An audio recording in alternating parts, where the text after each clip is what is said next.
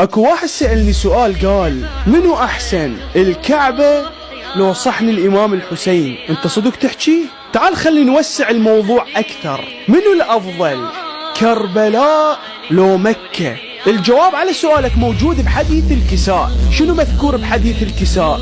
فقال الله عز وجل: إني ما خلقت سماء مبنية ولا أرضا مدحية إلا لأجل هؤلاء الخمسة. من هم هذول الخمسة؟ محمد وعلي وفاطمة والحسن والحسين. فرب العالمين خلق الكون كله لأجل أهل البيت عليهم السلام. مو بس مكة، الكون كله. أصلا ماكو مقارنة بين كربلاء وبين مكة. تخيل، مو بين الكعبة الشريفة والحسين عليه الصلاة والسلام. أكيد الكعبة أو مكة هي شيء مقدس بالنسبة إلنا وقبلتنا والمكان اللي نصلي باتجاهه، بس مو معناها تقيسها بأهل البيت عليهم